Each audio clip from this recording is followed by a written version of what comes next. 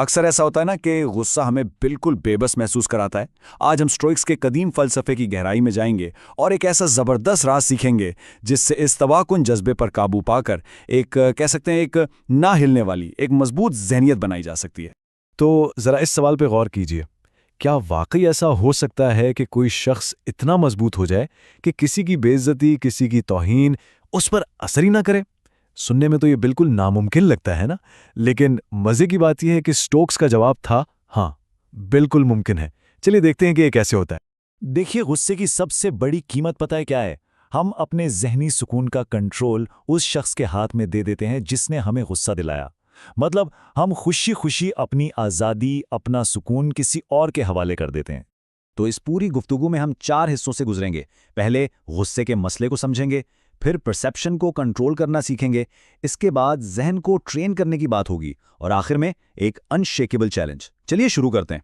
तो पहला हिस्सा गुस्से का मसला। यहाँ हम देखेंगे कि स्टोक फिलोसोफर्स आखिर गुस्से को सिर्फ एक बुरा जज्बा क्यों नहीं बल्कि एक तबाह करने वाली कुव्वत क्यों समझते थे। स्टोक्स के नज़दीक गुस्सा असल में एक किस्म का वक्ती पागलपन है। ये हमारे फैसलों को धुंधला देता है, रिश्तों में जहर घोल देता है और सबसे अहम चीज़, हमारा कंट्रोल हमसे छीन लेता है। एक बात याद रखने वाली है, गुस्सा कोई सोचा समझा फैसला नहीं होता, ये तो बस एक फौरी रिएक्शन होता है और बस यही इसकी सबसे बड़ी कमज़ोरी है। तो ठीक है, मसला तो समझ आ गया, मगर इसका हल क्या है? यहाँ पर स्टोक फिलॉसफी की कैले मास्टर की सामने आती है।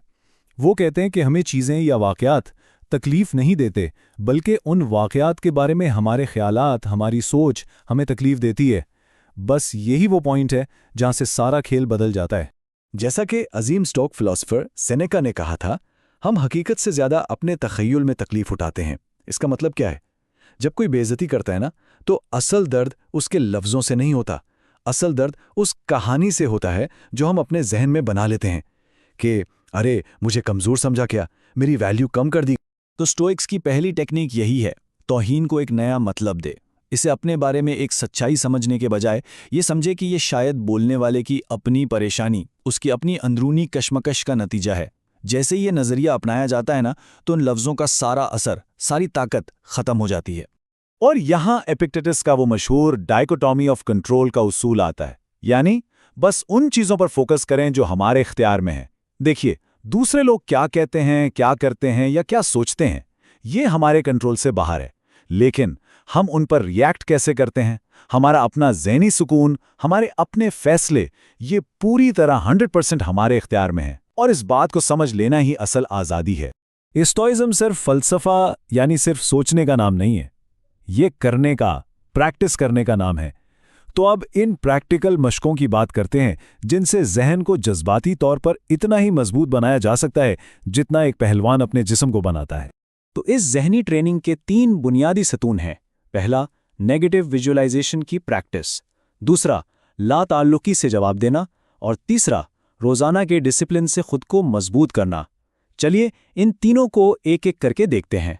मार्कस ऑरेलियस, जो एक रोमी बादशाह होने के साथ साथ एक स्टोइक फिलोसोफर भी थे, वो रोज़ एक अनोखी मशक करते थे।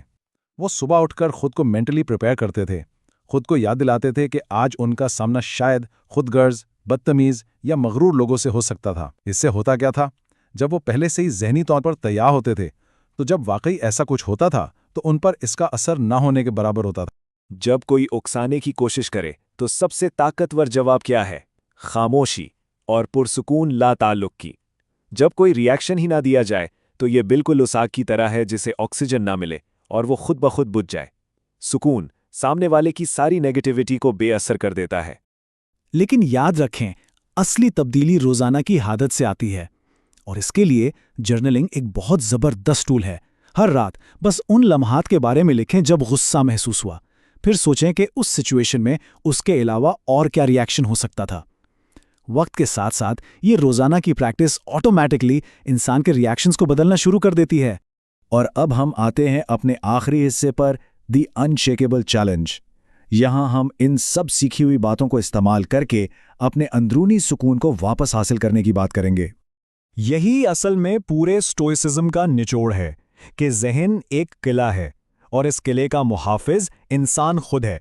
कोई भी इस किले के अंदर दाखिल होकर उसका सुकून नहीं छीन सकता जब तक दरवाज़ा अंदर से ना खोला जाए। और आखिर में एक सवाल, एक चैलेंज। जरा सोचिए, अगर आने वाले सिर्फ 7 दिन हर उकसाने वाली, हर मुश्किल सिचुएशन का जवाब मुकम्मल खामोशी और सुकून से दिया जाए, तो यह तजर्बा इंसान को अपनी ही ताकत के बारे में क्या कुछ नया सिखा सकता है।